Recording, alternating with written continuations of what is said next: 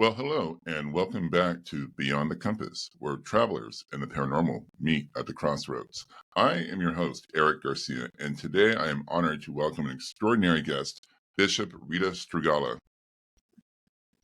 As the Chief Exorcist for the Celtic Cross Old Catholic Church and the Confraternity of St. Michael the Archangel, Bishop Rita has dedicated her life to combating demonic forces and mentoring the next generation of exorcists, particularly women, encouraging them to step into roles traditionally closed to them.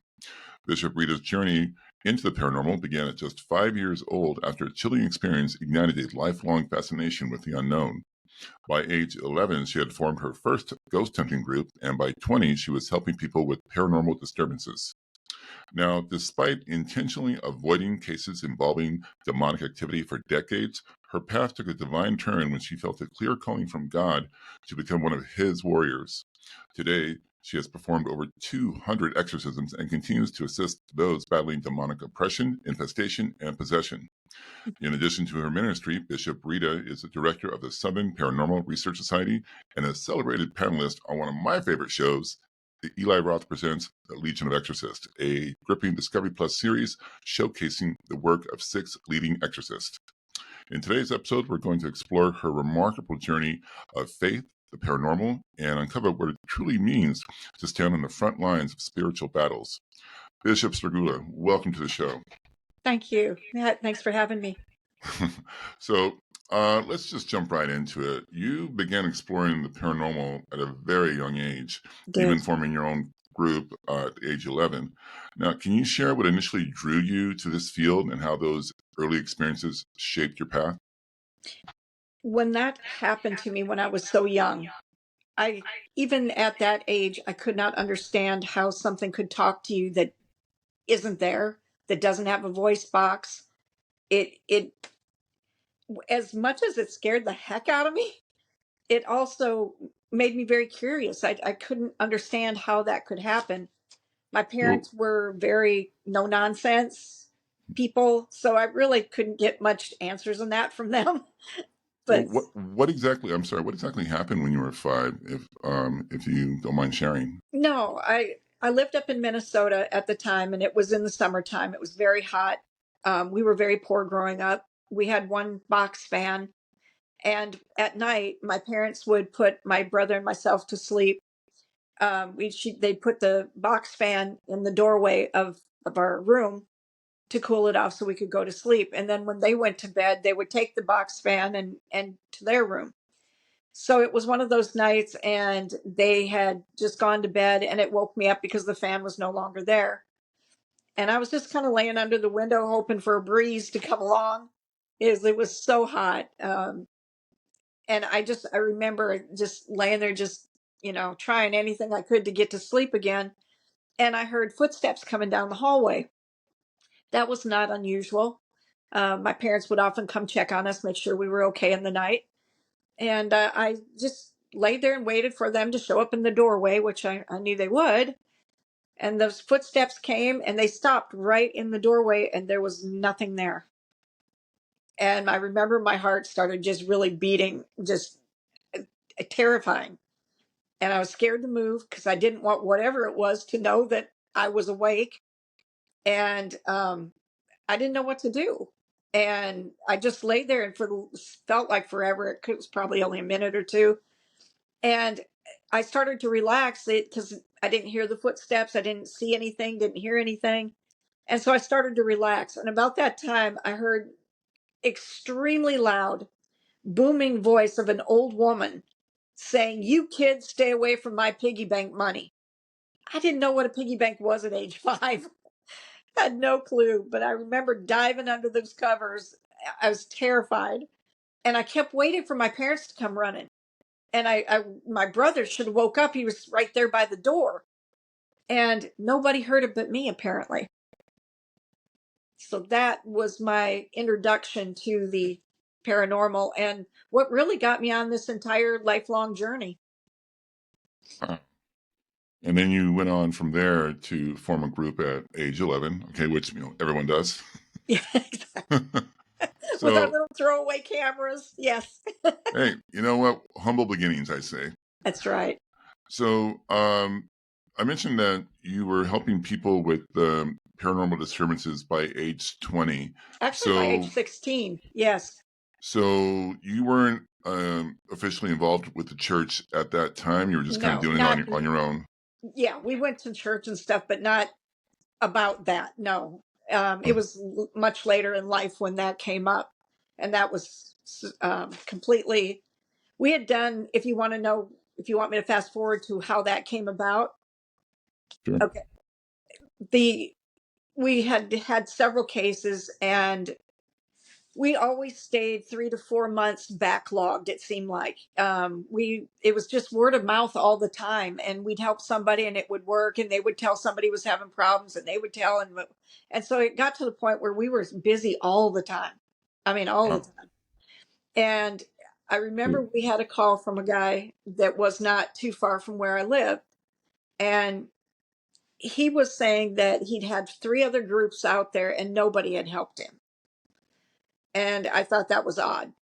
But I thought the guy is saying that the dog is being thrown off the couch, and there's just all kinds of stuff going on. And so I have a girl that helps me with exorcism. Whereas Christ works through me, St. Michael works through her. She has been a sensitive all her life. And I mean, to the point where I absolutely hate it because she's always right. And including the television show and all that. I told her she was nuts, but hey, anyway. But we got this thing from him, and so there was a girl that was doing my website for me, and she was getting his messages, and she said, "Rita, you need to call this guy. He's not far from you. He's having all these problems." And I said, "Okay, I'll do that." So I did. I called him. I had him on the phone for probably 45 minutes, asking him all the normal questions. Do you all do, tarot cards, seances? You do, Ouija boards? What do what have y'all been into? Have you been into anything? Oh, no, no. We live with my mama. We don't do anything like that. And okay, so he goes on after 45 minutes. Shortly thereafter, the girl, Sherry, that was doing my website, she started texting me saying, this guy's sitting here telling me about all these times he's been doing Ouija boards and all this stuff. And I'm like, oh, that just made me mad because now you just freaking lied to me. And so I called Colleen. That's the girl that helps me with the exorcisms and that. And I said, look, we've got a case in Huntsville. I said, what are you picking up? Because I never told her anything about the case. It's just where we were going. And she was quiet for a few minutes, and she said, is this a young man? And I said, yeah. She said, is he alone? And I said, no. And she said, I will tell you exactly what I'm getting, Rita. She said, whatever is going on with this guy, it is so dark. It is shadowing everything else around him. She said, all I can see is this young man, a small room, an open door, and a lot of deceit. And I thought I hadn't even told her that I caught him in a lie yet. And I thought, okay. And I said, we're going to Scarefest. This was back in 2015. I said, we're going to Scarefest this weekend. I said, it's going to be 3-4 months before we can get to this guy. And he's not far from where she lives either. I said, do you want to just knock this out before we go? And she said, yeah, let's do it Thursday. And I said, okay, we'll do that. So got me and one of my teammates plus her. And we went there. And oh my God. Okay, so we walk in the place. The guy's, him and his mom is sitting outside, and his girlfriend sitting outside waiting on us. We get out there and we go in to do a walkthrough, and the guy says, can I come with you? And I just turned and I said, no. It was a very small place, a very small place. I said, please just stay out here and let us walk through and get impressions on what's going on. And I could tell he wasn't too happy about it, but he let us. We left the door wide open so he could see what we were doing.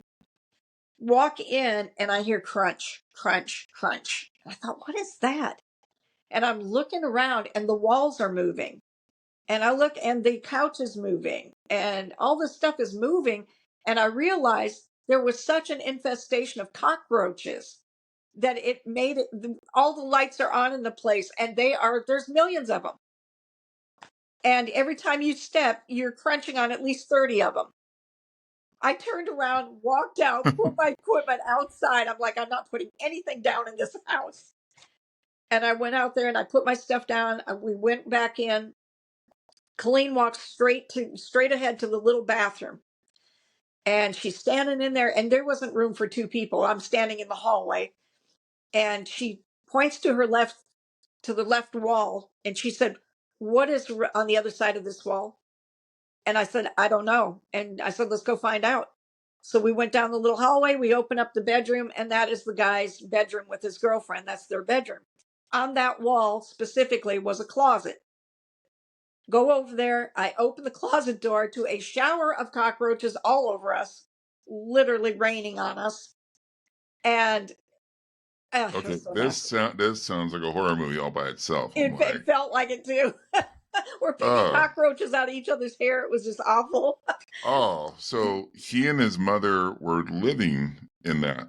They lived in that house. He and his girlfriend were in this particular bedroom. And when we opened that closet door, there on the shelf is a Ouija board. I opened the box. There's the planchette with blood on it in a pentagram, upside down pentagram On the planchette itself. on the planchette.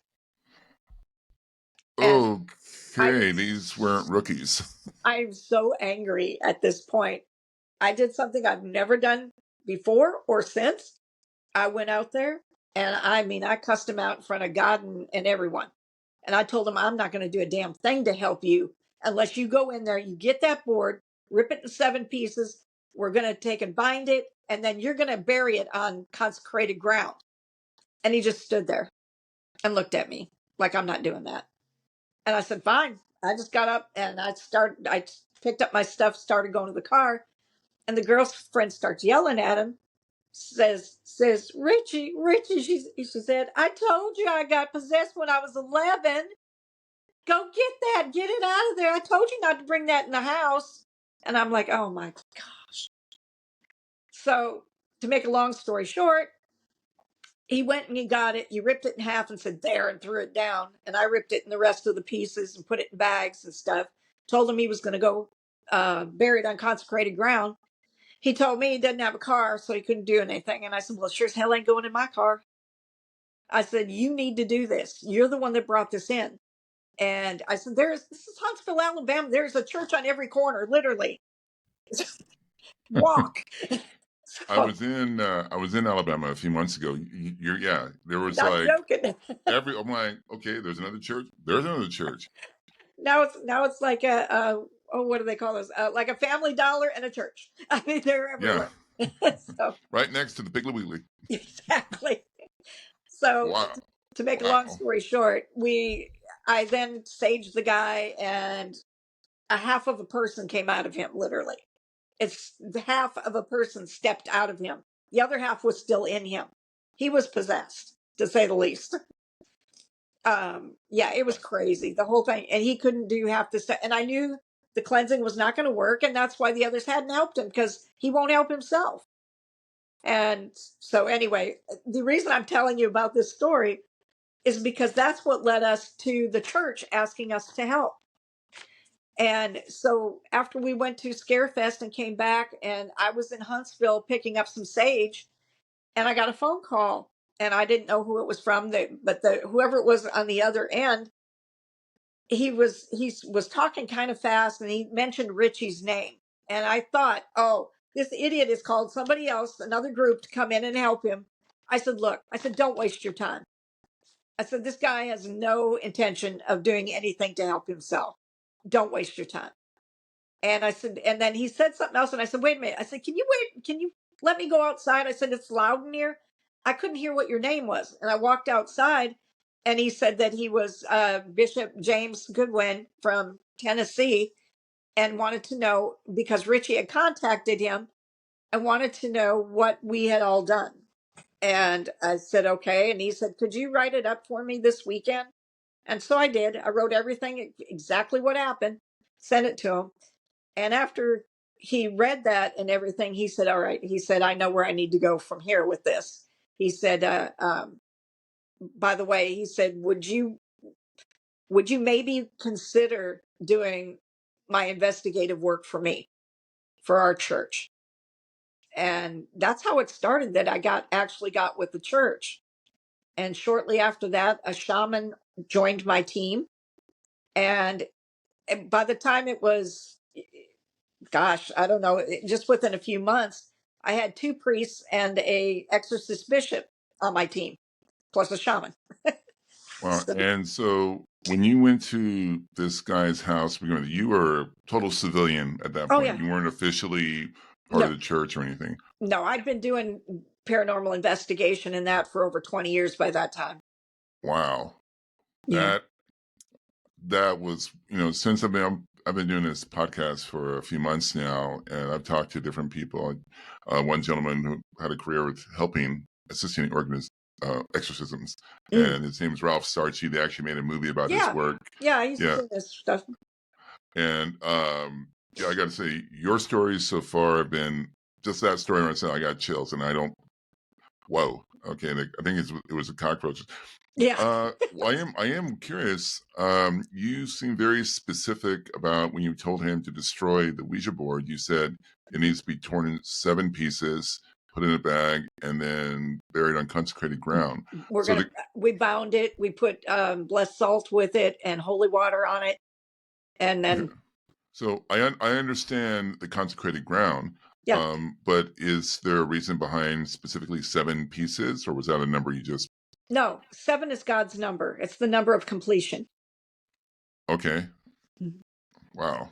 I have a feeling I'm going to be contacting you in the future with other No questions. problem. This is like I'm like 15 minutes into this. I'm already like learning so much. Okay, cool. um, so now you've said before that your path was not initially what you envisioned for yourself. Correct. How did you reconcile your initial resistance? Because I've watched you interviewed before, and you talked about you actually avoided Big cases time. with demonic activity. How did you reconcile your initial resistance to darker cases with your eventual calling to become a spiritual warrior? Well, it wasn't easy at all. I wanted absolutely nothing to do with it. I'd spent my entire life trying to stay away from that part of the paranormal. For one thing, I didn't feel like I was qualified to do that. And I didn't want to do it. I didn't want anything to do with that because I know enough to, at that point, I knew enough to probably just be dangerous. I mean, I knew that if you once get into that in any little way, shape, or form, this is a lifelong thing. Even if you go, you know what, this isn't for me, I'm out. The demons don't do that. You are on their list. You are on their most wanted list. And it doesn't stop. It never stops. So once you're in, there's no backing Once you're out. in, you're in. And it's like I'm gonna go at some point, when I'm 80 or whatever it is, I'm gonna say, you know what, I'm retiring. I'm so tired of this. They don't. They don't. Wow. So it's got to be, you got to know what you're getting into and you've got to accept that. I was not willing to accept that. It took me a year for the Lord to really, and it was so weird because I would hear after every case we would do, even, they were getting darker and darker and darker, the cases were. And I kept hearing after every single case that we brought to completion, I would hear, see, I got your back. And I would like, oh, no, no, no, no, no, I don't want to do this. Still don't want to do this. I'm sorry, Lord, but I don't want to do this. And then so that puts a lot of pressure on you too. How long are you going to keep telling the Lord no? You know, Yeah. I did I'm that like, for a full year. And you wouldn't believe the things that he did to show me that I've got your back. And I mean, he had me write a whole book, for instance. I tried to write a book when I was leaving South Georgia. I couldn't get it together. Are you kidding me? I'm not that organized. And I got here to take care of my parents, my elderly parents, and I sat down and I started writing. And within 3 weeks, I had a 21 chapter book written. And I'm sorry, but I still don't know who wrote chapter 8 because I'm not good with physics. And wow. it came time to get it published, and I started dragging my feet, and I didn't know why.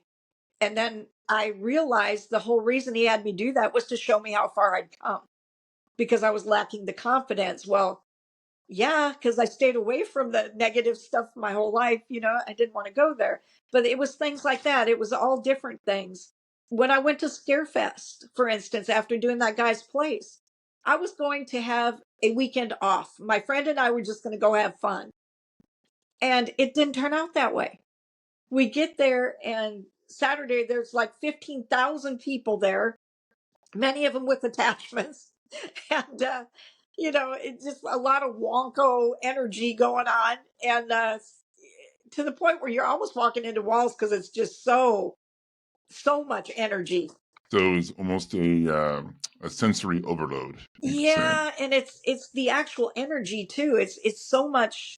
It was feels so dense, and it's like people are moving, and that energy is moving, and it's moving you that way. And it's hard to explain, but anyway, it was a lot. Yes, it was a lot. And that night, that Saturday night, I met up with a friend of mine who lives in Pennsylvania, and he drove down to be there and just have fun for the weekend. And I was telling him about this. I said, look, this something with my gifts is changing dramatically. And I said, and it's pushing me towards doing demonic. And I said, I don't want anything to do with it. And he kept saying, Rita, God would not send you into a battle without having all the tools. And I'm going, okay, well, I didn't want to hear that from you, but okay. I wanted him on my side. You know what I mean? You're like, why did you have to make a good point? Exactly. Thanks a lot. You know how annoying that is that you made a very good point? I came all the way down here to hear you go, I know, it's okay. You don't have to do this. But no. And, wow. And so so the next day we go back to the what do you call it, Scarefest. And that day there was only like 1,000 people there, and they closed like at 3:00, something like that. So most people, everybody was there Saturday. So Sunday was fun. You could actually go up and talk to any of the TV personalities or whatever, and not have to move along. There just weren't that many people.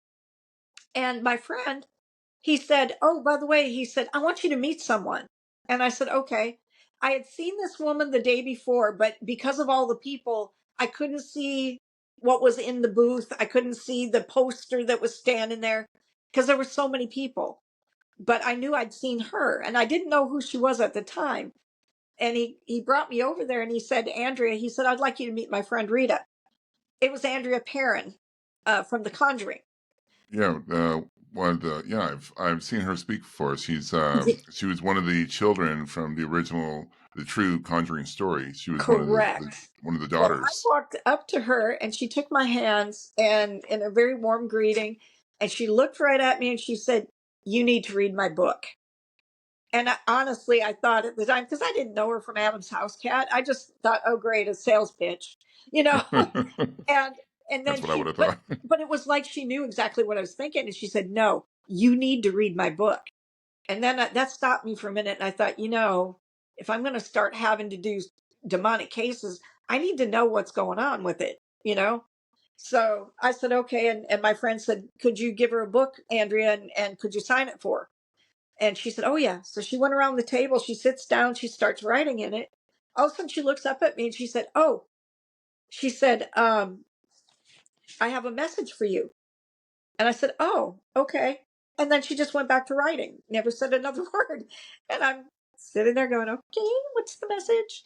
And finally, when she got done, she stands up and I said, did you want to share the message with me? And she said, oh, I did. I wrote it in your book. And I said, oh, okay. She comes around the table. She gives me a hug. And I realized she was hugging me a lot longer than you normally would for a stranger. And I realized she's reading my energy. And about that time, she whispers in my ear, you have all the tools. Freaked me out. Freaked me out. But I took it from her because she was a stranger, whereas I wouldn't take that from my friend. So that really pushed me in that direction. So all the signs were there. They were coming It's like everything focus. we did. I was on my way home. Colleen and I looked at Colleen and I said, you know what? I said, this is the reason they sent us up here. It wasn't so we could have a weekend off or have fun. They wanted me to get that message. And she said, you're just now figuring that out? Yep. So wow. I'm getting kind of chills. It's like, because with so much with, my own perspective, when people like, of course, you're gonna run into skeptics, and I'm okay with skeptics. It's Yeah, a lot to I open was a your mind skeptic up. once. Yeah, it's a lot to open your mind to this. I mean, where I grew up, in our family, because we're Native American, we were brought up to have a very open mind to it. Yeah, yeah, And I've always personally felt that most skeptics, um, don't buy into the paranormal, or even to the further degree as far as religion goes and belief in God. A lot of them, especially with the paranormal, they expect it to be the light show that you see in TV and the movies. thank you. And if it's not the big light show, then it's like, oh, it can't be real. Yeah, It's all fake. yeah. And from personal experiences I've had dealing with this, because it's not a light show and it happens so quiet and subtly, it has even more of an impact. It's even Yeah. more unsettling, the experiences I've had. And I tell people, it's like, there's no big light show, but when it happens, it's gonna rock your Oh, world. you got that right. It's not gonna make sense, and that's what's gonna like scare you even more. Exactly. So a few questions about, because this past year, I've been reading a few books on exorcism. Hmm. I didn't plan it that way, but Yeah. one book led to another, and then ended up finding out about Ralph Sarchi, and I'm like, oh, wait a minute, the movie Deliver Us from Evil, that was a great movie, and very nice man. Ended up talking to him for like at least an hour and a half, almost 2 hours. Yeah. But I just the books I've read so far on exorcism from different people with different backgrounds, what's chilled me is that a lot of these people don't know each other, but they have similar experiences in dealing with possessed people. And I'm Uh-huh. like, oh. So now, just from the basics, are there any particular signs or patterns that indicate to you that a case might involve genuine demonic activity? I have found the more that I've done this stuff, how do I explain this? For us, there is no such thing as a haunted house anymore. If somebody calls us because they have a haunted house, by the time we get there, there's somebody possessed there, or there's a demonic there. They follow us. They come at us because they want to take us on. The demons do. And so therefore there is no such thing for us as a haunted house anymore. It's been years and years and years and years. And which I kind of miss that every now and then, just to, just be fun just to have just a plain old haunted house. It's a But normal everyday ghost. It's like, hey, Bob, how's it going? Okay. They don't want you hanging out. Sorry. good to see you, Bob. Good to see you. um, but yeah, it's when people call that say that they're having a problem, there's big red flags to me. A lot of times it's so and so, my husband, my wife, my mom, my whatever, says that I do this, that I've been doing this, and I have no recollection of it whatsoever. Um, or I get so angry, I just for no reason. That's another red flag.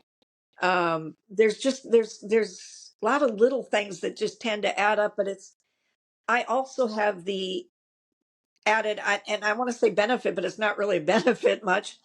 But I can tell when I'm talking to them, I can tell what they're suffering. I can tell them that they've got depression. I can tell them that they've got anxiety. I can feel it. I can even tell them what in their body that this thing is either has talons or fangs in, because I can feel it in my own body. I feel the pain where it's at. And I had one, oh gosh, about a month ago. And out of the blue, I said, somebody's got massive stomach problems. And the lady just like froze. And she said, I've been going to the hospital every couple weeks for months. And I said, that's where the talons are right now. So, and I mean, I can feel it. Unfortunately, I can feel their pain. I know what it's doing to them. So I I can also see their eyes go black if I see them face to face, if they have a possession. So those are a couple of my gifts, if you want to call them that. But between that and the red flags from what they're telling me, I interview the other witnesses. Like if they said it's their spouse is saying I'm doing this or whatever, then I'll interview them and find out exactly what their story is on it. And usually it's corroborated. And I just, then of course we have them get a medical testing if they haven't had anything recently, and just make sure that it is what we think it is. And then we go ahead from there. Now, you mentioned in the first case you talked about the guy, Richie, Yeah, that he wasn't upfront with you about having used the Ouija board.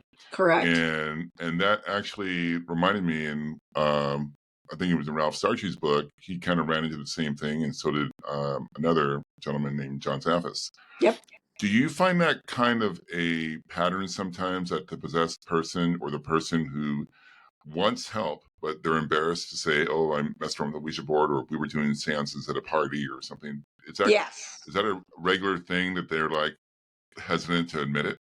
It can be, and a lot of them, I shouldn't say a lot. Some of them, it's because they did it when they were so young, and they didn't, think of it actually having anything to do with what they're going through right now, kind of thing.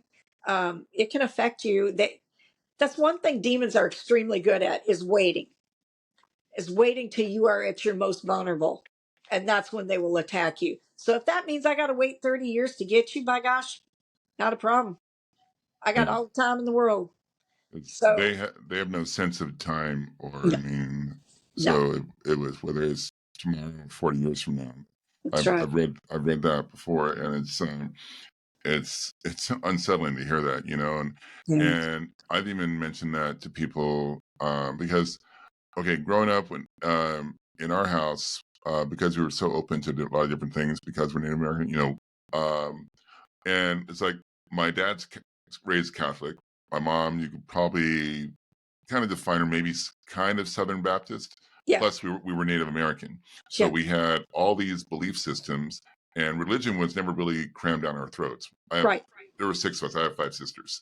So our parents were like, pretty much, whichever one you choose you want to go with, Right.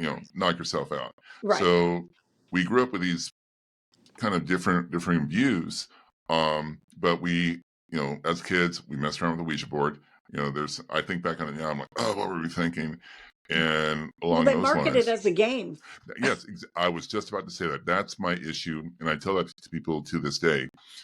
It's not a game, because my first paranormal experience, I was like 8 or 10 years old. And because we had played with Ouija boards before, my sister and I we were bored one time, so I made one, used all the little symbols on Yep. it out of a donut box, It's all about intent. and Sure. it worked. Yep. And at one point, the little square planchette I made, I asked it, if I turn this upside down, can you hold it there? And it said yes. So I tried it, and it held it in place. And we knew enough to close it out properly. We closed it out. I turn it over, and it just falls to the floor as it normally would. Yeah. So now, knowing what I know now, I do advise people. Did that scare you, I hope? Yeah, but like I said, my family's strange, so 5 sisters, you can't really help it be a strange family. And I just, my thing with people, because I've stopped people in their tracks, because you see them with the Ouija board design. It's on T-shirts, it's on purses, Yeah. and Wall art, it's tables, it's yeah. The ones that freak me out are rugs. And I'm like, so you just don't want a normal sized evil spirit coming through. You want the extra you large want them size. as big as possible. Yeah. And I actually, one woman, I was talking to her about it because she had one of those purses or something that had that Yes. Ouija board design on there. And her and I were talking about it, and she was like, I've never had any problem with it. So, and I go, well, here's the thing. And this has been my viewpoint. My issue with the Ouija is, you have no idea that whatever you're talking to on that board, whatever you're communicating, was ever human to begin with. Absolutely. And that kind of stopped her in her tracks. She was like, I could see her, like, she didn't You say it, made but her she was, think. Yeah. so, but yeah, I mean, a lot of people in the paranormal community are on the fence about the Ouija board. Yeah. I generally kind of shy away from them. It's like, there's just too many chances. I don't want to take those kind of chances. And Absolutely. I go to haunted places as it is. Yeah. Why increase my risk? Exactly. So in your experience, what are the most misunderstood aspects of demonic possession, and why do you think they persist? I'm sorry, say that again. In your experience, what do you think are the most misunderstood aspects of demonic possession? Misunderstood, as in, can you give me an example of what you're saying? You know, like clearance, people believe what they see in the movies actually happens all the time. Gotcha. You know, along those lines, like, you know, the pea soup and the, Gotcha. you know, and the head turning around and other things. Okay. I mean, I understand what you're saying. Yeah. A lot of that is driven by Hollywood. And unfortunately, people think if there is a demon that it's going to mimic exactly what they've seen on TV. And TV is for entertainment purposes. That's what it's for. So I have done exorcisms that basically the only way you could tell that the spirit actually left the person was they actually crooked their little finger. I mean, it's not all pea soup. It's not all your head spinning around. It's not all screaming and violent all the time. It's not like that all the time. So that you will never see on television because it wouldn't drive ratings. So, I mean, not all of them are like that. Now, a lot of them, at least for us, and I get that different people, different groups, and that they have different experiences, obviously.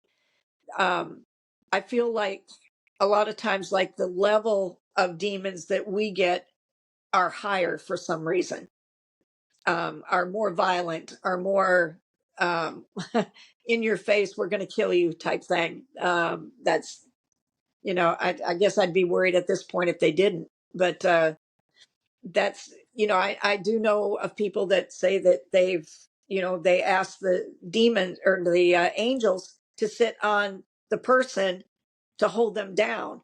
I can't do that. I have to chain them down half the time when I know they're going to be violent. Because I mean, I'm old for one thing. My whole group is, and but I mean, they will definitely try to send me the people that are, oh, for instance, military, young, train killers. You know, somebody that can definitely defend themselves. Um, and that's the possessed person yes. who has this kind of background. Oh yes. Oh Wow. yes. And yeah, and there was one that we had that was just like that. And had I not had 11 people with me that day, and that was only because my guides were telling me you're going to need at least 9 people. And so I brought 2 more just to be on the safe side. Thank God we did, or somebody would have gotten hurt or killed. I have no doubt about that. It was extremely violent. So you just said that the demons that you run into seem to be at kind of a higher level. So so just as there is a hierarchy of angels in heaven, there's a hierarchy of demons in hell. Yes, but not exactly the same thing. I believe that they have like overlords on different levels. But it's not like, I don't believe that they have, you know, archangels only on the dark side or whatever. I don't believe they have that exact hierarchy. But yeah, they do have some that are higher than others. So Let me put it it's to you not a this way. mirror, but it's there. Yeah, I mean, if, okay, for instance, if I'm, God forbid, say you're possessed and I'm coming to do your exorcism, however many you end up having. I have my St. Jude medal on at all times. Amen. Yeah. But, you know, no matter how many you have in you, kind of thing, it's the worst of the worst will always be the last ones to come out. And they are the big ones. They will send their minions out at us before they ever make an appearance because they want to wear you down. They want us to use all the energy we've got, and then we're going to bring out our big guys. That's the way they've always done with us. So it's almost like a general using strategy, send out the pawns first before you bring in the rooks and then the knights and the bishops. Yes. Wow. Yes. So is it I mean, I'm guessing there's no, obviously every exorcism is different. Every Yeah, possessed person's case is different. correct. But is it always multiple demons within, I mean, in general, is it multiple demons within one possessed person, or can it be one demon possessing a person? I mean, I and have then never met one demon in a person ever. And the reason I say that is because even though when I talk to them to begin with, they may only have one or two in them, by the time we get there, they've already brought in multiple more to take us on. so they, in a sense, they call in reinforcements. Absolutely. They want to take us out. Wow, I just got a cold chill. Mm-hmm. This is wow. I mean, I go like, see, I have my prepared questions, and then just listening to you, I have five others pop in my head. But I'm a Gemini. It's like we think we're all over the place. Wow. Okay. So it's generally it's multiple demons For in a us, it is, person. yes. I don't know if everybody works that way, but I know they do that with us. And maybe it's because we tag team them. I don't know. I know they don't like it, but that's what we do. And so there's no shortage of demons usually. Yeah. So it's not often. I mean, you see it a little bit, even in the films. It's kind of like a side story, or because they're sideline. It's not the primary focus of the case. But what doesn't get mentioned a lot is the family or the loved ones of the possessed person. Right. So, at least in your experience, what role do family or loved ones of the afflicted person play in the healing and the deliverance process? I mean, how would you guide them through it? Yeah, I've got like a list of do's or don'ts that the person does once we get through with the exorcism, things that they should do and things that they need to stay away from, kind of thing. They've got to do their homework. If they don't, they're going to, because these demons will come back. There's demons that will come back and try to get in because you are weak, is how they see you, because they were able to get into you before. So they're going to keep hammering away. And it's probably not the same demons, but they will be other demons that will try to get in because you've had a weakness. That's a fact.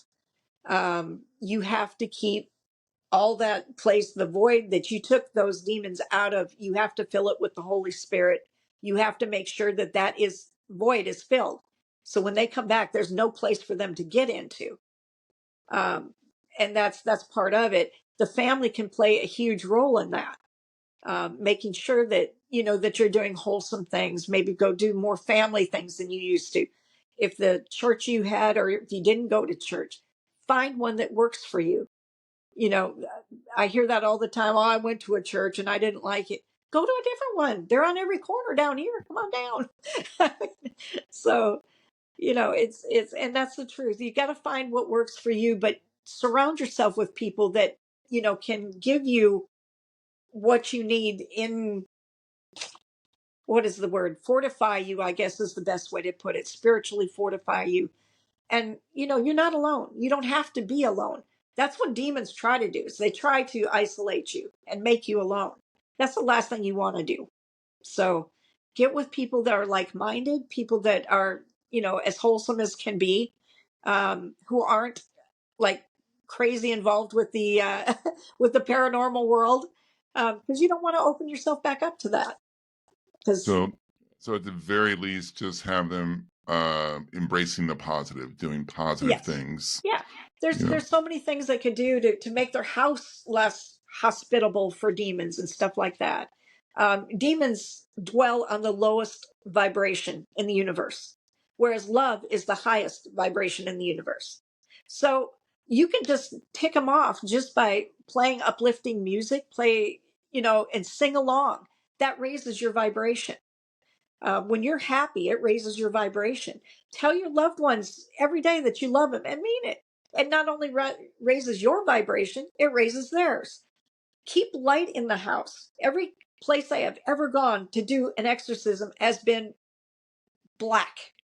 I mean, the windows are blacked out. Everything's, they don't want to let light in. They don't use lights. It's like, no, let the sunlight in. God created the light. Let there be light. Bring it in. It raises the vibration and it makes it less hospitable for demons. Demons Yeah. love clutter. If you have a cluttered mind, you have a cluttered house, you have a cluttered mind, is how they do it. It's a weakness. So there's a lot of things you can do to make it less hospitable for them to be around. Wow. Yeah, because even just on myself, when I get home, I don't if it's in the afternoon, because I usually I work late and I kind of sleep late just on average.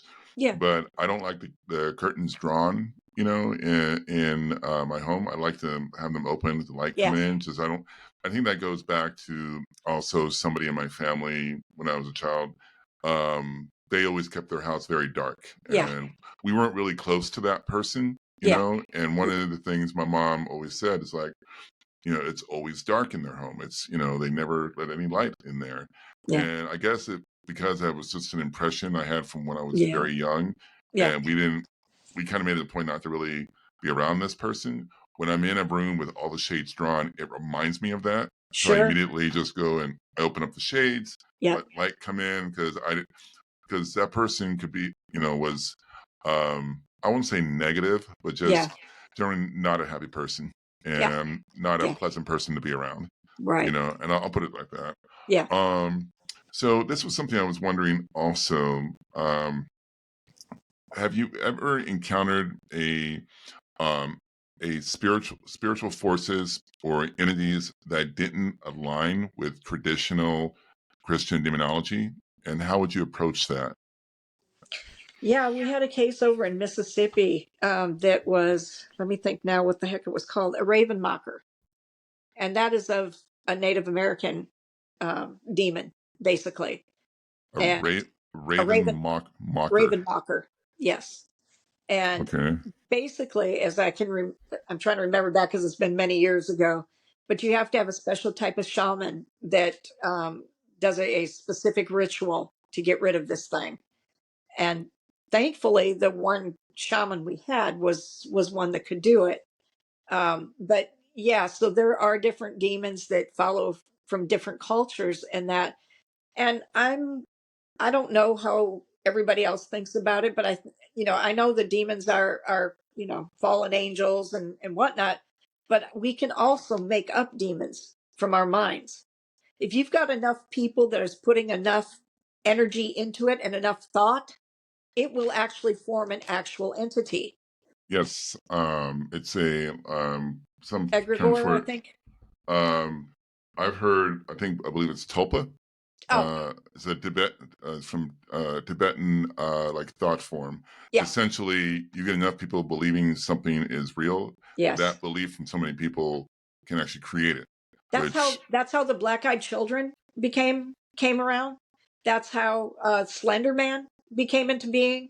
A lot of these things were yes, creepypasta stories, and so many people read about it and put so much fear and faith in it and whatnot. And you had on the one with Slender Man, you had two little girls that took their friend out there into the woods and tried to kill her I as a did hear about that. sacrifice. I mean, Yes, crazy 12-year-olds. And yeah, so it now it is an entity. It's an actual entity. And there's a lot of those, unfortunately. And if we put just as much energy into good beings that we could create, we could fight them. But for some reason, everybody just dwells on the bad things are better. yeah. Because you mentioned black-eyed children. Because I live here in Austin, Texas, and I always do for my my YouTube channel, and because I find urban legends and stories like that Yeah. really interesting. And my thing about urban legends is like I want to know where the story began and Yeah. how the story formed. Yeah. If it's real, that's great, that's crazy, but if it's not real and it's just a legend, I'm curious how it came about. Yeah. But there's a town here in Texas called Abilene, and in Hmm. my research, every time something with black-eyed children pop out, they mention Abilene. So apparently there's something tied in with Abilene and black-eyed children. I haven't I'll be looked darned. into it yet. Yeah, but somehow that Abilene always pops up, in the Wow. most random places. Um, so now another topic I find really just because one thing that caught my attention about, and we'll get to Legion of Exorcists in a moment, That's fine. so I don't totally fanboy out.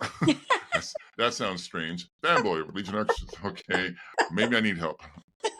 But but one thing I noticed right away when they were advertising the show is I'm like, wait a minute, one of them's a woman, and then I started watching the show, and then you share your stories, and I'm like, this is so interesting, because there was a movie that came out about 2 years ago. I think it was called Pray for the Devil, and it was about a nun. It was a fictional story, but it was about a nun who wanted to work as an exorcist, but obviously met resistance from the church's strict policy against it.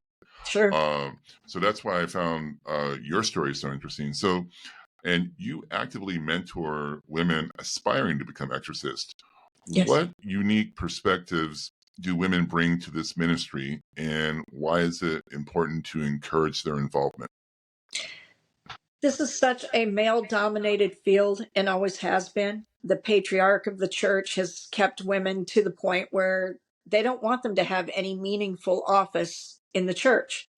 And I'm talking about the Roman Catholic to this day. I mean, I can't tell you how many emails I get all the time calling me awful names and everything else, and how I'm going to hell because I'm pretending to be something I shouldn't be, and all this kind of stuff. But Real quick, for those watching and for those listening listening to the podcast, for those I should have mentioned it before, that you are part of the Old Catholic Church, which is yes, actually is separate from the Roman Catholic Church that people are yes, familiar with. it's actually older than the Roman Catholic Church. But Really? yes, yes, Yeah. and they're more enlightened, I should say. So, in case anyone was watching and listening, is like, wait a minute, how is a woman bishop in the because you're part of the Old Catholic Church, not Correct. the okay. So, Right. yes, but so what again? So, getting back to my question, what perspectives do women bring to this ministry? The strengths to it, because I can imagine some, but Yeah. Well, I know of several people that have wanted different positions in the church, and they're always suppressed. And it's funny because it fell in my lap. I really did. I didn't want this, but the Lord had other ideas. He made sure this happened. Well, when I did the Legion of Exorcists, um, see, I really didn't want to do the show because I didn't want to put myself out there. Being a woman, I knew how much retribution there would be, blowback. And, and I really didn't want to do it. And honestly, I've had producers for years say, "Oh, I've got a project we want you to do, whatever." And I would ask my guides, and my guides would say, "No, no." And so they said no so many times. It got to a point where I didn't even ask anymore. I would just literally ignore the emails, and just that was it. Well, then when this one particular one came along, I wasn't going to ask about it, but I was talking to Colleen, and I said, "Oh, I got another one of those letter, whatever." And she said, "Well, did you go into meditation?" And I said, "No." She said, "I think you need to." And I said, "No, I don't. They always say no." And she said, "I think you need to." And I hate it because she's always right. And so I did, and I heard yes. And I thought, I don't understand this. Why do you want me to do this? Of course, I didn't get an answer. And so, but I know that I, worked with my guides long enough to know that when they tell me I need to do something, I do it. And so I went ahead and I did it. And then it comes down to the day where it actually comes out, which is like 2 years later after everything's said and done. And my friend Colleen is watching it with her friends someplace else. And she calls me up and she goes, "Rita, they hate it." And I said, "What?" She said, "They hate it." She said, "They turned it off after 10 minutes." I said, "Well, my part doesn't even start till 30 minutes in." And she said, they just hated it. They didn't like it at all. And I said, and so that really bothered me. I mean, my friend is wonderful, but she doesn't have a filter kind of thing, but she will always tell you the truth, like it or I not. yeah, I know She's people like that. she's going to tell you the truth, whether it hurts your feelings or not. And so that night, man, I went to my guides and I said, "Why did you make me do this? If it's so bad, why would you make me do this?" And all I heard was, "You will understand." And I thought, well, great. That could be 20 years from now. I mean, I was already in a bad mood. So, you know, And you're like, could you be more vague? I know it. So the next day, though, I started getting emails from other women going, how did you break through? We saw you on the show. I've been trying for 20 years to be able to get in. I've been called to do this all my life. And that's when it hit me. And I went, oh my God. And then it hit me too that Colleen had told me 10 years ago, you're going to be teaching. Of course, I laughed at her then too. And so then I knew why I had to do it, because it was time. The Lord has warriors. It doesn't matter if you're a male or a female. We all fight the devil. We all have the authority of Jesus Christ to do this, whether you're ordained or not. You do get more power if you're ordained, but you have the authority through Jesus Christ. And I just thought, well, that's what this is for. And then I got to, well, I'm a bishop. I can ordain these women. Let's put them through seminary, which I have a 6-month course on seminary, and then 6 months course on teaching them actual exorcism and deliverance. And then they graduate and we ordain them, and they can go to they can start their own church, or they can do it in the name of our church. We back them. So that was just the only way I could think of to really get them out there with their own authority to do what Christ has asked them to do. Because I can just, I mean, it's just from the books I've read, and now that I think about it, they were written by men. But the books that I've read, I mean, it's very unsettling, these stories. And for a woman to, because growing up with so many sisters, I'm instinctively protective of women in my life. And I just immediately think, and I say this just as someone who's, as a protector, it's like, that would worry me. But at the same time, that is very brave. It's dangerous. I'm not going to lie. It's dangerous. For a woman to be in that line of work, same as like a woman as a firefighter or law enforcement, Right.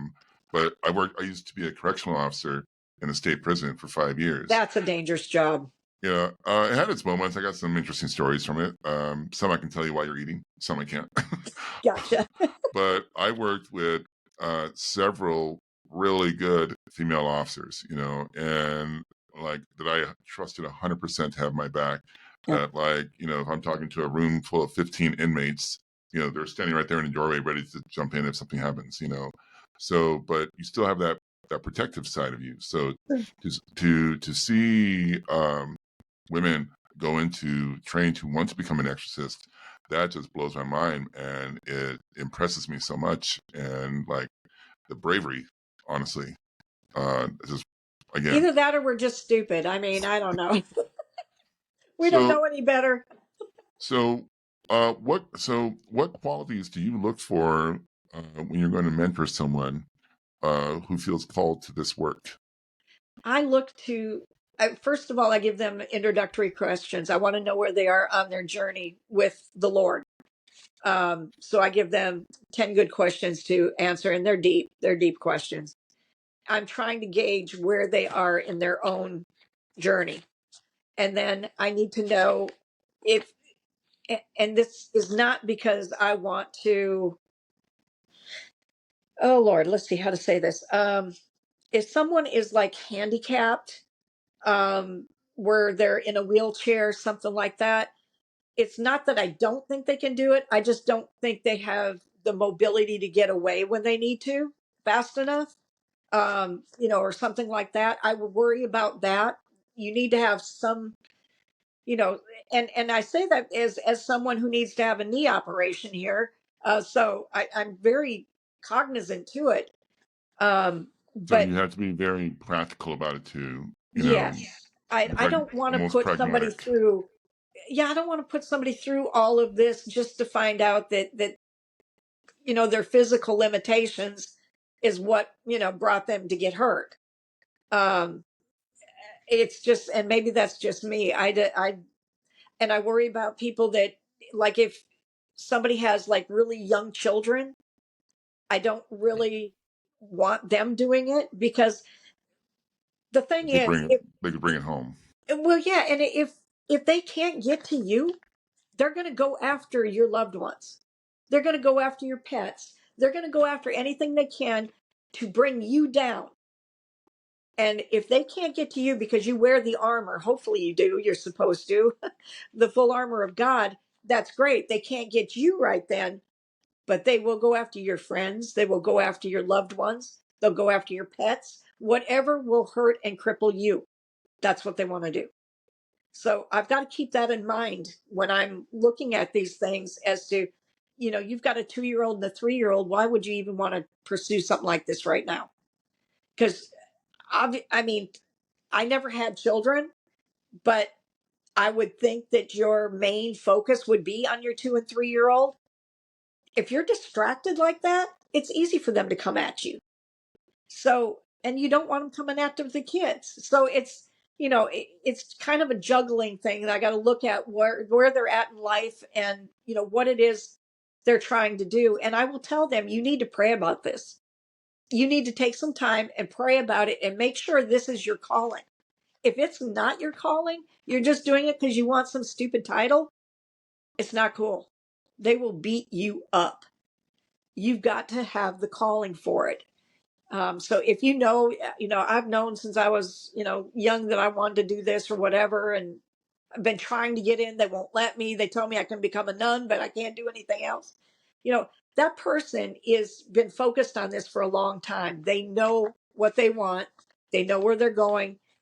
I'm looking at that person because that person, I feel like they're going to be more not going to quit the first time something happens unexpectedly.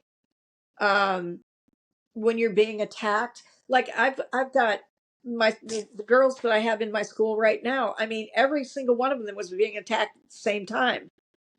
That's why I limit my size of class to no more than 10, so I can give each one of them individual help whenever they need it. And if that means doing a deliverance prayer over them to get the oppression off of them, not a problem. And this, you mean on the people taking your class to become an exorcist may need a deliverance prayer? Yes, very possible, because oppression is very common. It's what they try to do. They're trying to find a way to get into you. They know what we do. Do you think they want these people being ordained by me? They hate me. I was just going to say, the last thing they want is more exorcists out there. You really think they want them poking them in the eye? No, they don't. So yeah, and that's one of the first things I tell the girls when I send them the packet for the school and that. Read through this, but know that you are going to be attacked. And it doesn't stop when you say, I don't feel like doing this anymore, or I didn't realize it was going to be like this. Doesn't matter to them. Too late at that point. You make darn sure you know what you're getting into. Yeah, it's hard. Yeah, when you mentioned that earlier, it reminded me. So everyone's familiar by now because of the Conjuring films. They're familiar with Ed and Rain Warren, the real life couple, and maybe not as many people know about Ed Warren's nephew, John Zaffis. Yeah, and I've sent him several dolls. Oh, you know Mr. Oh wow, I've met him. I met him a few times. Nice, very nice gentleman. Really interesting. Had some wild stories himself. But in his book, can't even name. I have it over there. I can't think of the title. But one of his books I was reading. He said that Ed Warren sat him down because he wanted to do this since he was a teenager, and Ed Warren's like, no, okay, Finally, when he was 18, he went to Ed Warren. He's like, I really want to do this. So he took him, sat him down, and he basically said the same thing. He's like, if you get in this, there's no getting out. There isn't. Once you make yourself known to the other side, you're on their list forever. That's it. And they will keep coming back. Yep. Wanted poster in hell. Yep. And wow. Ooh. I've gotten more chills for this conversation than all my other interviews aside. Wow. Wanted poster in hell. Ooh. That sounds like that'd be a good movie title, actually. But he was, because that was his nephew, he was trying to talk him out of it as best he could, and he's like, no, this is what I want to do. And 40 plus years later, he's still doing it, and that's amazing. So I got a question about the Vatican, and this story popped up.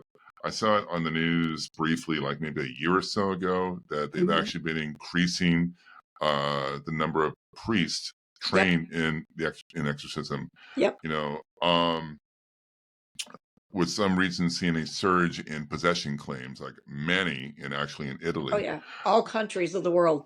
From your perspective, what do you think is driving this global rise in spiritual disturbances?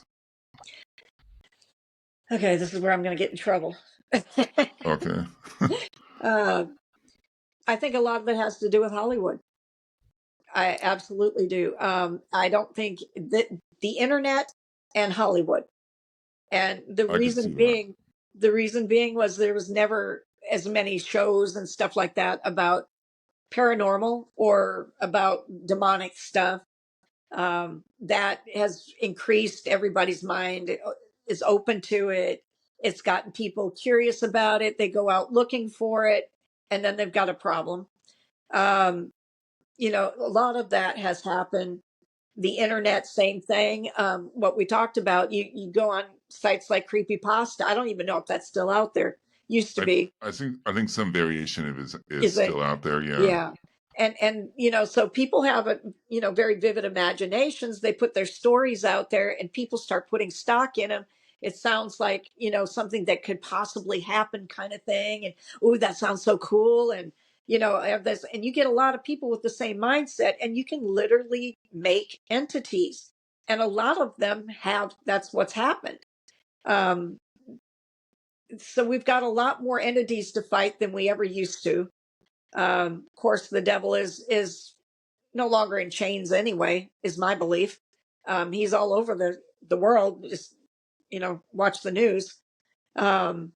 So there is a much higher need for exorcisms. People don't seem to have the faith they once had, so that's part of it.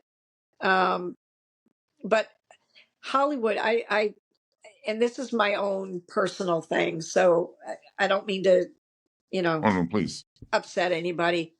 But when already know that there's a problem out there with spirit boards and people, being possessed by, all you do is go out there and read it. It's all over the internet. It's all over YouTube videos and whatnot.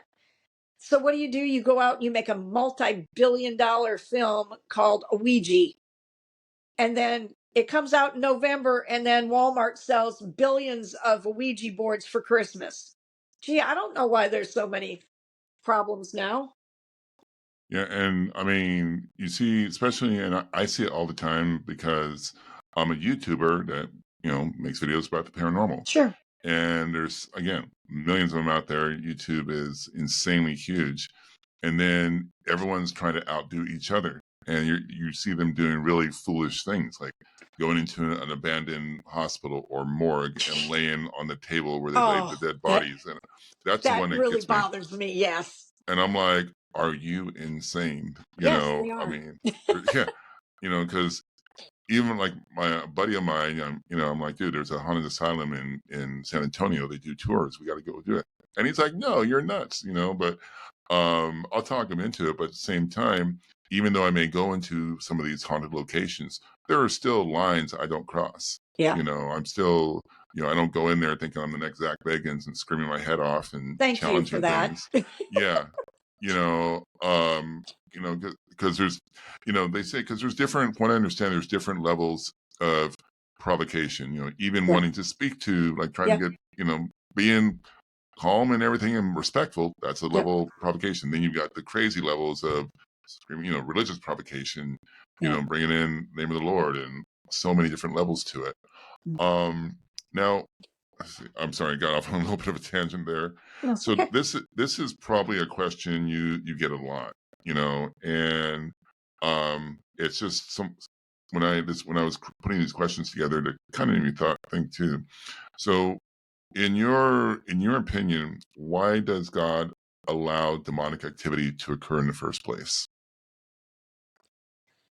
Well, you have, he gives everybody that armor.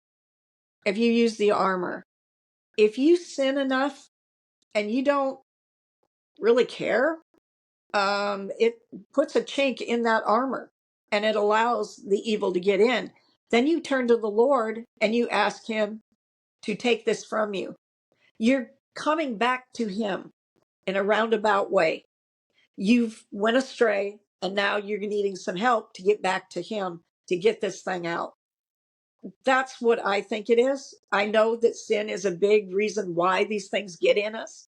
There are some sins that are worse than others. And if you do them enough and you don't ask for forgiveness for and try to stop doing it, then yeah, you keep opening yourself up. You're put a chink in your own armor, and they're going to look for it. I mean, they're not particular. They don't care what you look like. They don't care who you are. You can be, Mr. CEO of whatever, or you can be, like me, nothing. And they don't care. They want your soul. That's all they know. They know everybody has a soul. They know you're a creation of God, and they hate you. They hate all of us. That's what they do. And I believe that's why I believe God does it, is to bring you back. You go so far away from him, and he wants you back. He wants his sons and daughters back. And that's how you're going to get them back, is you're going to have to go to him to get them out. Now, I know there's other cultures that have other, that don't believe that Christ is the Son of God and, all that. They've got their own ways of doing things, but I'm speaking spiritually. This is why I think it happens. I deal with so few other cultures other than Christianity that I really can't speak too well on those particularly, but that's what I feel. So you would say it ultimately comes down to, again, ultimately free will. If the Yes. person follows that path and they're curious and go into it, and then they realize, okay, I got myself into something that it's not a good place. Father God And, gives us all free will. You're absolutely correct. and I saw a bumper sticker one time a few years back that it was kind of humorous, but at the same time it had an impact. And it said simply, if you find that you're headed in the wrong direction, God allows U-turns. Yes. Amen. And that for a bumper sticker, what they call bumper sticker wisdom, That's your free will again. You're right. it still comes back to me a lot. Yeah. So I got a couple of questions left about the Legion of Exorcists, and then we can wrap up. This has been, well, I know I was shooting for 45 minutes, but I'm like, your stories are just like, I'm being reeled in. I got like, nowhere what? to go. It's fine. Like, this is wild, and so how has being now, you obviously have more notoriety in this field because of the TV show Legion of Exorcists. How has it changed your ministry or how people approach you about cases? It really hasn't changed that much. I guess maybe because it's we've had so much word of mouth and that before this ever came out. People that do contact me usually know somebody I've helped, kind of thing. There are a few now that will, say I saw you on the Legion of Exorcists, and most of them are just inquiring about the school or whatever. A few of them are not. A few of them are, having problems. But for the most part, it hasn't. The biggest thing, my biggest takeaway from it has been the school, the operation or the inception of the school. We're on our third year now, and as long as the Lord needs me to do it, that's what I'm going to do. Um, because I have so many questions here, but All right, take your time. Do you feel that this platform has opened up, the perception of women in this field? Yes, I do. At least the people that have seen it, because I get those emails, good or bad. I get the emails, and how did you get to that position? How did you, what happened? How did you get there? And that's always the question, because everybody knows still here in 2024, almost 2025, it's such a male dominated field, any office in the church. And I happen to be lucky enough to have a couple of archbishops who absolutely believe in empowering women. So I was just, the Lord put me where he did for a reason. And I truly believe that. And I believe it's because they are so open to it. They realize too, God never said, if you read the Bible, God never said women cannot be warriors. God didn't say anything like that. And I'm pretty sure Jesus walked right beside them and spoke to them too. So, I think that's a patriarchal thing. They said, well, he had 12 disciples and they were all men. Well, Mary Magdalene was the apostle to the apostles. So, I mean, the women did make what little bit of credit they gave them. They did make somewhat of an impression. And I believe they did a lot to pay for his ministry and stuff like that. Otherwise, they would say in the Bible, God would say, women are to never preach. Women are to never do. That's not one of the commandments. So Do, I think, do you go ever ahead. see the Catholic Church, the Roman Catholic Church, um, opening up or lessening up these restrictions as Uh, far as what women can unless, do? unless they get, unless they get a pope in there that is younger and, more aware of how the world is today, um, I don't know that it'll ever change. Though I could be wrong because they said something. What was it? A few months ago, I heard something about them talking about what was it? Was it? I'm trying to remember if they were talking about consecrating gays, which totally surprised me, um, just because of their stance on women and gays and everything else. I mean, so I don't So, know. Maybe so it'll change. by consecrating them, you mean Ordaining to them. to become a priest, Yeah. the Roman Catholic Church. Yeah. They were Wow, talking about it. I'm not sure that they're going to ever do that, but they were talking about being open to the talking about it. So, wow. and that could be nothing but talk too. So, Yeah. But that could be another 100 years, given. Yeah. exactly. Um. So, now on a little bit of a lighter note, and then Yeah. we'll kind of wrap up. And again, this is related to the Hollywood topic, and and on my podcast, I like to ask the nitty gritty questions. So Uh this is my nitty gritty question. oh. Okay. If one of your cases were to be made into a movie, which Hmm. one would it be? And more importantly, who would play you in the movie? Oh my goodness. Well, just fair warning. I've been told that one of my cases will be a movie. um, Oh, that's okay. by the same. That's by the same girl, Colleen, who helps me with these. That told me that I would be on TV, and I laughed at her then too. So we'll see. But but But yeah, which it was the actual epic case that after a year long me telling the Lord, no, I don't want to do this. I don't want to do this. When he finally threw me into my worst nightmare and I came out of it on the other side and I still heard, see, I got your back. That is when I finally said, I get it, Lord. I'll do it. That was an epic case. And I mean, in all respects. I mean, right down from the Hollywood effects of the thunderstorms that were going on at the time. And the minute we would get done doing like a cleansing of the place, all of a sudden everything stopped. Thunder stopped, lightning stopped, rain stopped, wind stopped. Boom. It's like, what the heck? We ended up going over to the lady's daughter's house across the field. As we're crossing the field, here comes another thunderstorm. It's like, oh man. We get in this place and it's like walking into a wall. I mean, the energy was so stagnant in there. It was like you hit a brick wall. And I got everybody inside just before the storm broke. And I mean, it was epic. And I took her through the house, and what I have them do is reclaim their house. And the very last thing I do is once we get done with the cleansing of the rooms and stuff, is I open up the door, give them some blessed salt in their hand, and they say, in Jesus' name, I cast you out, throwing the salt out the door. And the girl put it in her hand, and she was already very emotional going through all the rooms. And all of a sudden, she just fell to her knees and started screaming, "Oh my God, get it out, get it out. It hurts so bad, get it out." And she's just screaming. I've got the front door wide open. The storm was freaking epic. I mean, thunder, lightning, rain, wind, everything. It was just, she had to scream for me to hear her above all that.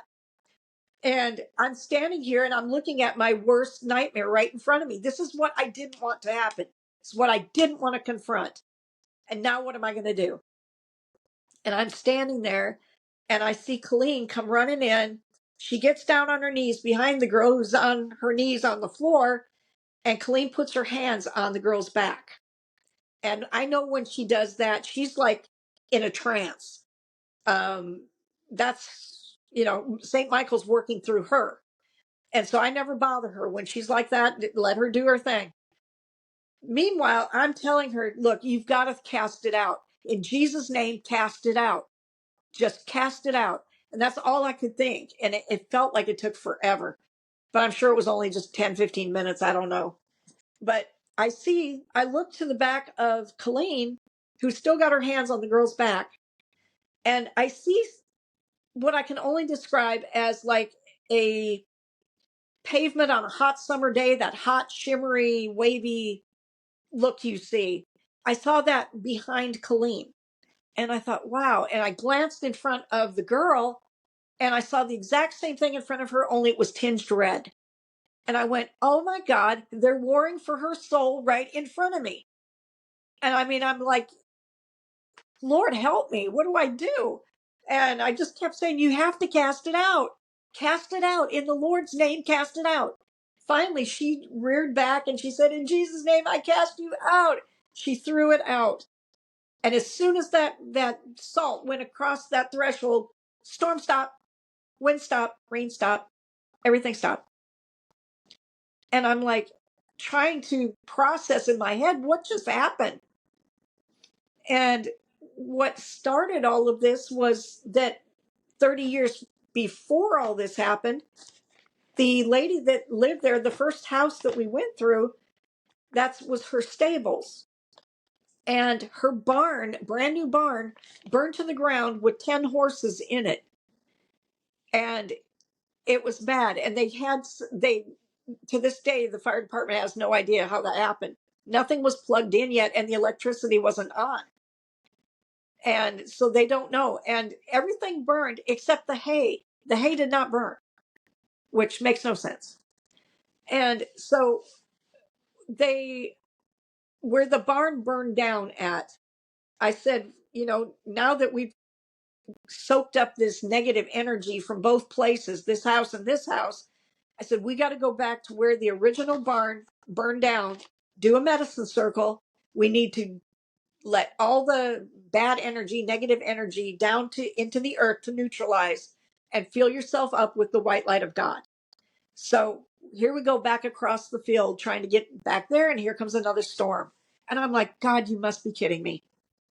And I'm just like, you hate me. And the lightning, the thunder, the wind, here we go again. You could smell the rain. You could see it. It was right in front of us. We're about to get drenched. And I just said, please, God, please do not hit me with lightning. Please don't strike me with lightning. That was my only thought. We go across up there. We get to where the barn burned down. We set up a medicine circle. I've got a candle on the north, south, east, west side. And I light it. Every time I light it, it blows out right away because of the wind. But I got everybody in the circle. I closed it with the blessed salt, had everybody sit down and talked them through how to drain it, all the negative energy out and into the ground, deep into the earth.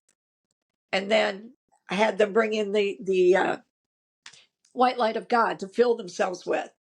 And we did a offering to the Native Americans that were on that land before. They were always there. We knew that. We knew that they had been there. And Colleen, her horse was down at the stables, and she had told me, I don't see the Native Americans anymore. And we found that anytime that there's demons present, the Native Americans go down into the earth. They are the keepers of the earth. And I'm having to tell you that, right? But anyway, for those who don't know, anyway, so we invited them to come back on their land. We gave them back their land, and we, invited them to come into the circle with us, and, offered a pipe, offered, sacred tobacco and some wheat, some corn, all that stuff. And a Yeah. medicine man came in, and he was wearing red leggings, and he was wearing some kind of a headdress that went almost all the way to the ground. Not I've seen quite. those. I've seen those before. Yeah, I Eh, don't know the name of them, but yeah, it is yeah, basically a headdress. Yeah, yeah. those some are just beautiful. I've seen Oh them. my gosh, it was gorgeous. And I couldn't tell if it was a chief or if it was the medicine man, but I'm sure it was the medicine man now. The reason being was, okay, so we have everybody still in the circle, and the lady of the house that we did first, she's sitting right beside me. And she says, her name is Joyce, and Colleen is right next to her. And Joyce said, she turns to me and she said, "What does red mean?" And I said, "Can you be more specific?" And she said, like a red orb. And Colleen started saying, "Well, that can show higher intelligence." Like she said, like the medicine man that's in here right now with us. She said he's wearing red leggings. That's probably where you're picking it up. And all of a sudden, Joyce starts speaking in Native American, and she's not Native American. And we let her finish and waited a minute. I kind of expected her to come out and say what it was she was talking about. She didn't say anything. And I said, "Joyce," I said, "that was beautiful." I said, "What did you say?"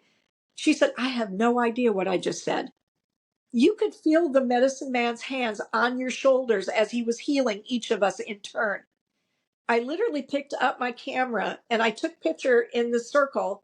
I took 3 pictures, and then I felt like this is intrusive. I don't want to do this. And I said, put the camera down.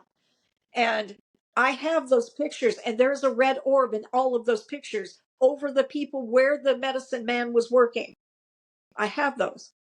And okay, so all of a sudden, so all of this is distracting, right? And all of a sudden I go, the storm. Oh my God, the storm. Sure enough, it's still going. I guess I'm so used to hearing it at this point that it didn't catch my attention until right then. And I said, and you could see the trees were all bending, the rain, everything. There was no rain in our circle. There was no wind in our circle. We were right next to a pond. There's no insects in our circle.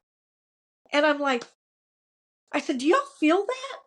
And about the same time, all 11 of us look up, straight up, and around the whole property, there's the storm. Right over us is stars shining down on us.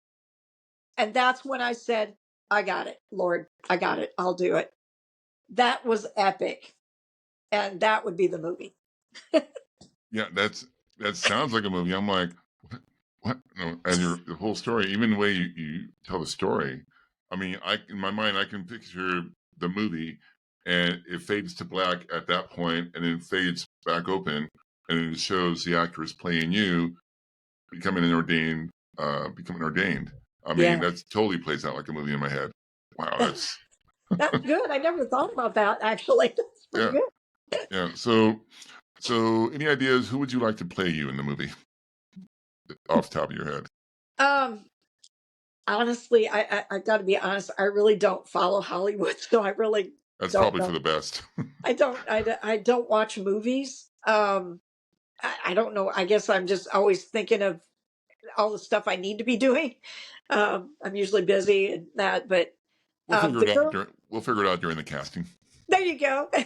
The girl that played me in the show, and that she's a real sweet girl. Unfortunately, they made her wear a stupid wig. Um, that was just distracting as hell. But Yeah, yeah. This she's Discovery Channel shows, as much as I watch all of them, they can get a little cheesy. oh At God, that was so bad. In in the fact, reenactments. it was so bad to the girl, to the guy that played Father Art and played Colleen and then played me. They literally, it took on a life of its own, and they called they referred to the wig as Cheryl. I don't know who Cheryl is, but it was that bad. Had her own little chair, casting chair, Cheryl's chair. Wow, this has been so. Just one last question, and Yeah. then we can wrap up. And basically, if you could leave one message for the next generation of exorcists, what would it be? Oh boy. Would it be, Um, I mean, like one of encouragement or, I would encourage them to get their faith together. Um, Times are going to get worse out there right now. It's going to get a lot worse because we're coming up on, I believe we're in end times and there's a lot more to go. The trials and tribulations and all that stuff.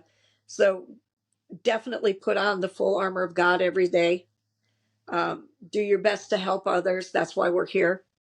And if you feel like you have that calling from God, pray on it and make sure that 6 months from now that you still feel like you have that calling. Don't do it for the wrong reasons because it will come back and bite you if you do. Um, you need to have all the protection you can get. And believe me, Father God will give you that protection. But you got to do it the right way. Don't do it because you want to charge people money. That's not pure of heart, and it will come back and bite you. Um, don't do it because you think you're going to get a cool title.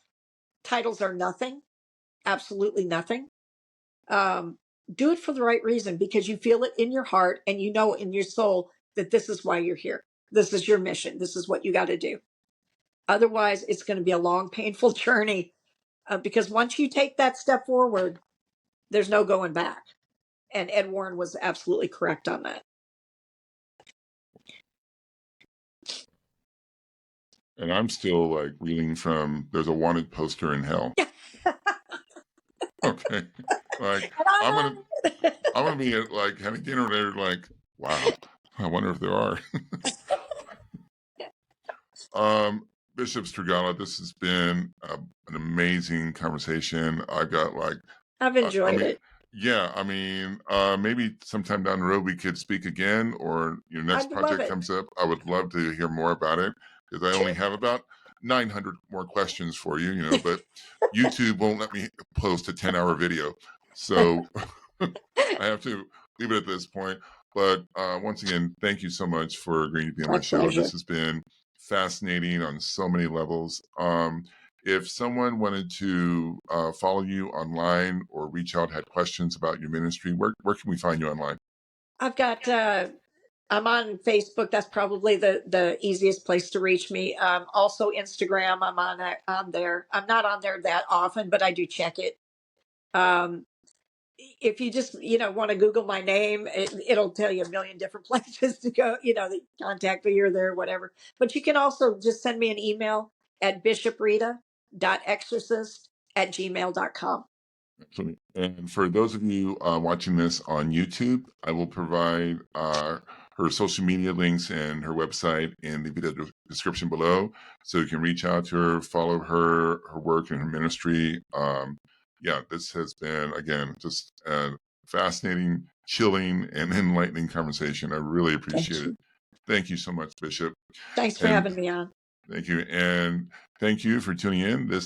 I am Eric, and this is Beyond the Compass, where travelers and the paranormal meet at the crossroads. Have an amazing day.